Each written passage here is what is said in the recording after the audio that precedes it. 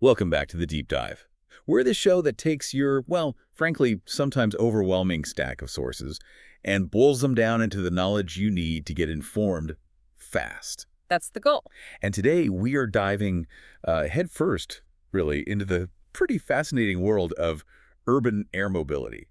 Flying taxis, essentially. Right, the eVTOL space, Yep. electric vertical takeoff and landing. Exactly. And specifically, we're zooming in on one of the big names, ACHR Aviation. A major player, for sure. You've given us a great set of materials. ACHR's Q2 2025 shareholder letter, the earnings call info, plus a whole load of analyst reports and market takes. Yep, plenty to dig into. So our mission today is, well, to unpack ACHR's latest financials, figure out what the Wall Street analysts are thinking, and explore their big vision for the future, especially, with all the recent ups and downs in the market. Yeah, it's been a bit volatile. By the end of this, you should have a really solid picture of where ACHR stands in this, let's call it the race, to get these electric flying vehicles actually flying. Okay, let's do it. Right, let's kick off with the numbers. ACHR just put out their Q2 2025 update in financials. That was August 11th. What were the main takeaways, especially on cash and, well, how much they're spending? Okay, so the big headline really is their cash position. ACHR finished Q2 2025 holding $1.724 billion in cash and equivalents. Wow, okay. That sounds like a lot. It is. It's actually their highest quarter-end cash balance ever, and that was mostly driven by a huge capital raise. They pulled in $850 million from a registered direct offering. Ah, the RDO. So selling shares directly to big investors, basically. Exactly. It's often a faster way to raise capital, Yeah. but it's important to note that this big inflow was partly balanced out by spending.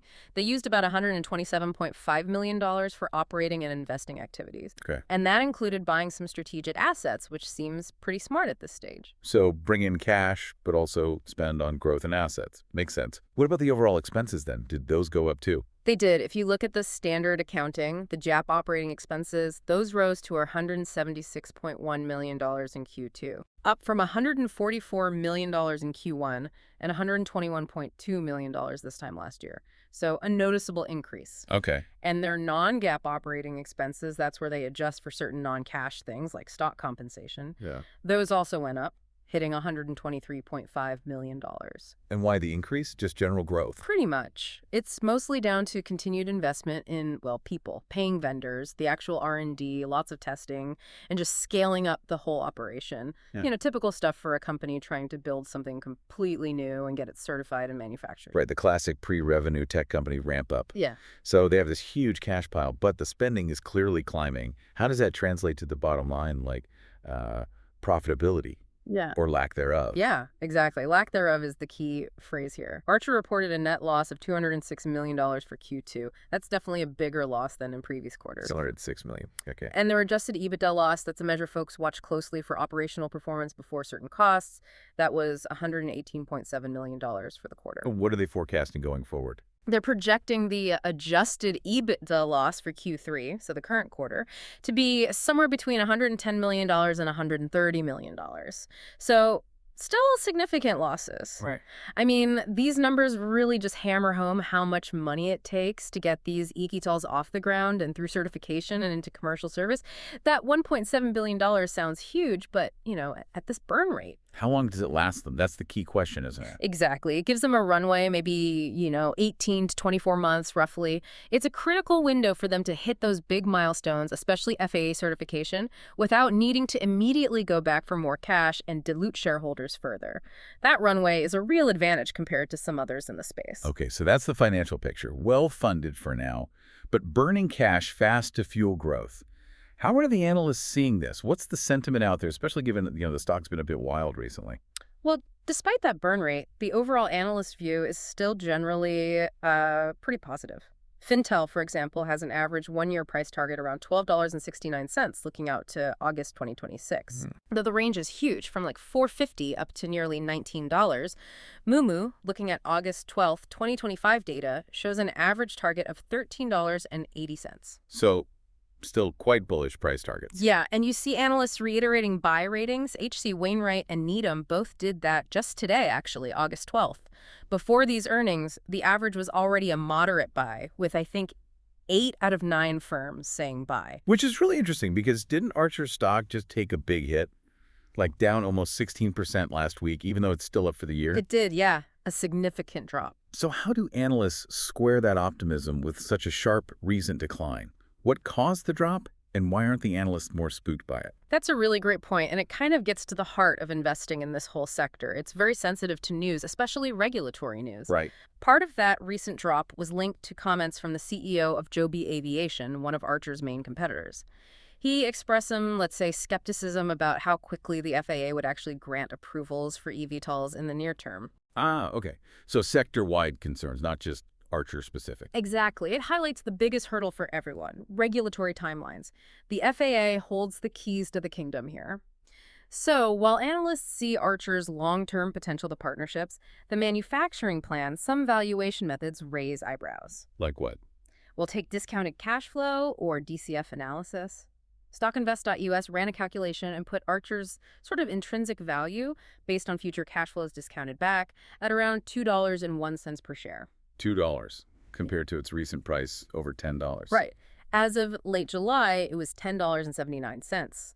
That massive gap tells you the market isn't pricing Archer based on today's financials, obviously. It's pricing in huge future growth and success. It's all about expectations. Okay, so that helps explain the volatility. Yeah. Why do you think there's such a disconnect between those bullish analyst price targets and, say, that very low DCS value or the recent market jitters? Well, some analysis, like from Pocket Option, points to a few potential concerns.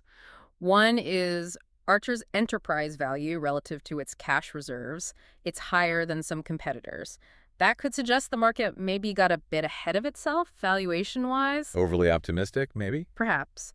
They also noted pretty consistent selling by institutional investors and some technical indicators, like the money flow index, suggesting the stock was oversold but didn't bounce back strongly. That hints at some persistent negative underlying sentiment, even if the headline analyst ratings look good. So it's kind of a tug of war. The big future vision versus the current financial reality and regulatory uncertainty. Precisely. It's a classic story in emerging tech sectors. High risk, potentially high reward. Okay, let's pivot from the financials and market reactions to that future vision itself. Arch has been making some big announcements about plans and partnerships. Can you walk us through some of those strategic moves? Absolutely. And this is where it gets really exciting, I think. Commercially, they've landed a huge deal as the official air taxi provider for the LA 2028 Olympics. Wow, the Olympics. That's a big stage. Huge. And they're planning to actually launch an air taxi network in LA even earlier, maybe 2026. Imagine flying over the traffic to an Olympic event. That really does sound like the future. Doesn't it? And they've got major airline partnerships, United Airlines, for a service in New York City. They're talking about turning 2-hour car rides like JFK to Manhattan into maybe 5 to 15-minute flights. And at competitive prices, presumably? That's the aim, yeah. Competing with ground-based ride-sharing costs. Plus, they partnered with Southwest Airlines for a network in California, connecting places like San Francisco, Napa, San Jose. So really building out these initial networks. What about internationally? They're active there, too. Their Launch Edition program in the UAE is moving forward. The first Midnight aircraft that's their production model has been delivered to Abu Dhabi, and flight tests have started there. They actually expect initial commercial payments from the UAE this year. Okay, so commercial routes taking shape, international progress. What does this mean for actually building these aircraft and getting the regulatory green light here in the U.S.? Good question. On manufacturing, they're really scaling up. The goal is to reach a production rate of 50 aircraft per year across their facilities in California and Georgia. 50 a year. That's starting to sound like real production. It is. Right now, they have 6 Midnight aircraft actually being built, and 3 of those are in the final assembly stage. And crucially, they're working very closely with the FAA to get their production certificate. That's separate from certifying the aircraft design. It's about approving their ability to manufacture consistently and safely at scale. And is the government helping things along? There's definitely a push. You had President Trump's executive order back in June 2025, the Unleashing American Drone Dominance one.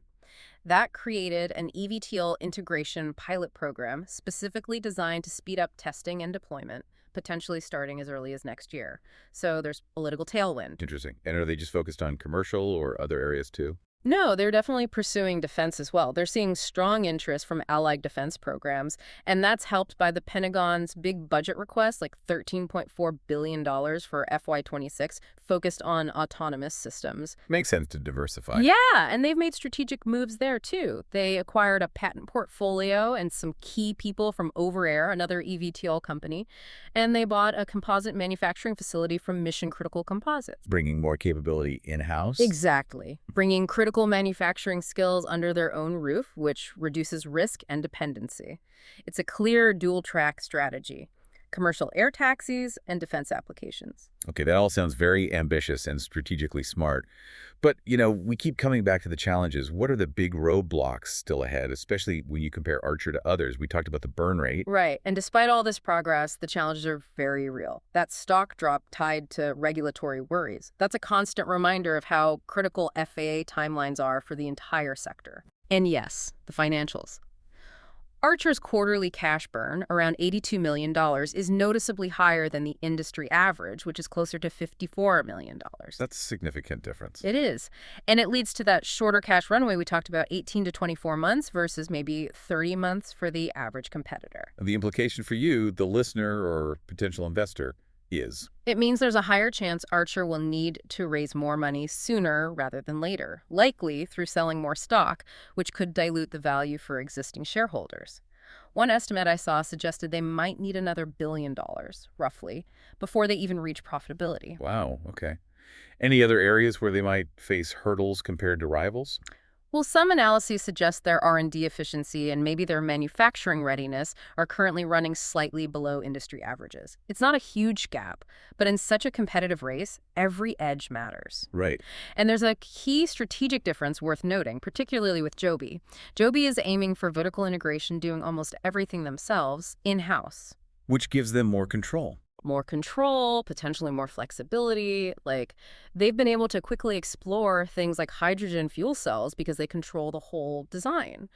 Archer, on the other hand, has that big manufacturing partnership with Stellantis, the automotive giant. So leveraging external expertise. Exactly. The potential upside is faster scaling, getting to market quicker by using Stellantis' manufacturing know-how. But it also means relying on a partner, which introduces a different kind of risk compared to Joby's approach. Different strategies, different risks. Yep.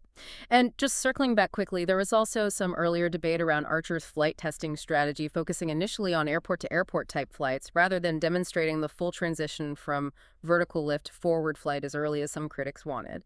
That probably fed into some of the negative short seller reports we saw previously. It just shows how intensely every step is scrutinized. Okay, so wrapping this all up, this deep dive really paints a picture of Archer Aviation as a company right in the thick of an incredibly exciting market, but one that's definitely high risk, high reward. Absolutely. That sums it up well. They've got serious funding in the bank, they've locked in some really impressive partnerships, and they're clearly pushing hard on both the commercial and defense sides. The strategy seems sound on paper. But the financials show that significant burn rate, the likely need for more cash down the road, and those big regulatory question marks that hang over the whole eVTOL industry are still very much present. Yeah, the execution and the regulatory path are everything now. It seems clear that Archer's journey from, prototypes and test flights to actually running a widespread, profitable air taxi service is going to be a marathon, not a sprint, a multi-year effort. Definitely. Patience is needed here. So for you, the learner, listening to this, the key thing isn't just watching the daily stock price wiggles, or even just waiting for that big FAA-type certification announcement, though that's obviously huge. Crucial, but not the whole story. Right. It's really about tracking how Archer manages all these complex pieces, balancing that aggressive growth with keeping costs under control, hitting manufacturing targets, and navigating the inevitable bumps in the regulatory road. How well they execute the plan, basically. Exactly. So here's a final thought for you to chew on as we finish this deep dive. We know FAA-type certification is the big gate for everyone. But beyond that, what specific measurable operational milestone do you think will be the real sign that Archer Aviation is truly succeeding long-term? Maybe it's hitting a certain manufacturing scale or achieving a specific cost per flight hour, or maybe it's seeing real, consistent passenger numbers on those first routes in LA or New York. What's the true indicator that they're delivering on the massive promise of urban air mobility? That's a great question to ponder. Something to think about. Thank Thank you for joining us on this deep dive.